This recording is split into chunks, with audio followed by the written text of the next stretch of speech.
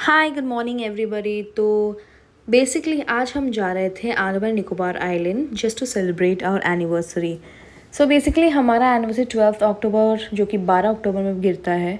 तो मैंने तो ऐसे ही सोचा था कि हम कैंडल लाइट डिनर करने बाहर जाएंगे, but my husband gave a surprise और हम गए Andaman and Nicobar Havelock island में, जहाँ की हम बीच के सामने अपना एनिवर्सरी सेलिब्रेट करें। सो बेसिकली फ्रॉम हैदराबाद हमें अर्ली मॉर्निंग फ़्लाइट लेना था, बट जो अर्ली मॉर्निंग फ़्लाइट था वो हमने मिस कर दिया। सो हमें वाया चेन्नई होके अंडमान जाना पड़ा। Trip was good. अंडमान हम पहुँचने के बाद we had to do it fast, because Andaman में जो लास्ट जेटी था वो 2 o'clock का डिपार्चर था। उसके बाद कोई जेटी नहीं था। इसका मतलब अगर वो जेटी हम मिस कर दिए तो हमें एक होल डे हमें अंडमान में रुकना पड़ता, और हमारा ट्रिप ही सिर्फ 2 दिन का था। सो हम भाग भाग के गए उधर टैक्सी पकड़ने के लिए। टैक्सी से हम जेटी की तरफ पहुंच गए, और सिंस जेटी जो हमारा था वो ऑलरेडी बुक था, सो it was good for us. हम 1:30 तक पहुंच गए उधर, एंड उसके बाद जाके हमने जेटी में बैठे।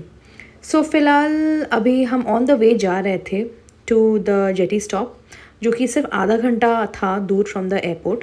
सो वन मोर थिंग, अगर आप अंडमान आ रहे हो तो kindly book yourself a government cab over there, ताकि it will be useful for you, and बहुत मिनिमल चार्जेस लगता है। अदरवाइज़ जो प्राइवेट कैब्स होते हैं बहुत ज़्यादा चार्ज करते हैं फ्रॉम द ट्रैवलर्स और फ्रॉम द टूरिस्ट्स। सो बिना कोई देर किए हम डायरेक्टली गवर्नमेंट कैब लेके पहुंच गए हमारे जेटी की तरफ। सो हमारे जेटी का नाम मार्कस था। सो बेसिकली अंडमान में 3-4 प्राइवेट जेटीज़ चलते हैं एंड फ्यू गवर्नमेंट जेटीज़। अगर प्राइवेट जेटी में आप जा रहे हो तो बहुत कम टाइम में पहुंच जाओगे, दैट इज़ 1 to 2 आवर्स के अंदर, वेयरएज़ गवर्नमेंट जेटी बहुत टाइम लेता है। सो हमारे बोर्डिंग कार्ड्स रेडी हो गए and we were on the way to jetty.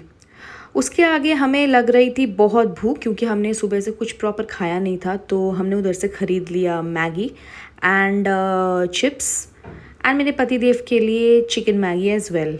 सो पेट पूजा करने के बाद हम निकल गए अपने जेटी की तरफ। जेटी अराइव हो गया था already, so we were on the way to our destination Havelock island. So we all along with the other passengers we were on the way to jetty, and view काफ़ी सही लग रहा था। ये तो मैंने उधर और एक देखा शिप, जो कि हमारे जस्ट जेटी के सामने था। एक्साइटमेंट भी थी और दुख भी था, क्योंकि सिर्फ 2 दिन का ही तो ट्रिप था हमारा, इसीलिए we were all happy. But उसके साथ ये भी था कि जाके नेक्स्ट डे वापस भी आना है बोल के। So this was the side जब हम अंडमान छोड़ रहे थे, as in we were leaving Andaman and we were going on the way to Havelock. ये अंदर का व्यू है कैबिन में। It was so beautiful and good. अंदर एक कैफ़े भी था जो कि सब कुछ प्रोवाइड कर रहा था, इंक्लूडिंग चाय, coffee, snacks and everything. Passenger load भी बहुत मिनिमल था, बिकॉज वो लास्ट जेटी था उस दिन का, एंड एज वेल व्यू भी काफ़ी अच्छा लग रहा था। हमें तो मिला था विंडो सीट, तो सिंस हम दोनों ही थे तो हमें विंडो सीट ही मिला था, and it was next to the window side. So it was nice, amazing. So हमने क्लिक किया कुछ पिक्चर्स, और इस वादियों का एंजॉय करते करते, इनका पिक्चर्स क्लिक करते करते हम फाइनली पहुंच गए हैवलॉक आइलैंड। सच बोलूँ तो कुछ टाइम के लिए बहुत ज़्यादा अजीब फील हो रहा था, because whole it was a Bay of Bengal, उसके ऊपर से हम एक आइलैंड से और एक आइलैंड जा रहे थे। फीलिंग तो काफ़ी अमेजिंग था, एंड व्यू भी काफ़ी ब्यूटीफुल सा था। मैंने सोचा एक कप कॉफ़ी पिया जाए, बिकॉज इट वाज ऑलमोस्ट 3:30 देर। तो मैंने एक कप कॉफ़ी पी लिया, और अंदर का कैबिन एंजॉय करते करते अपने वे और डेस्टिनेशन की तरफ बढ़ गए हम। सो इस मार्कस जेटी में बहुत सारे डिविजन्स हैं। आप कोई भी डिविजन्स ले सकते हो।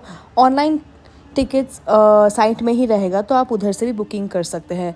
सब डिविजन्स का सब डिफरेंट प्राइसेस रहता है, तो उसके हिसाब से you can book and go for the ride.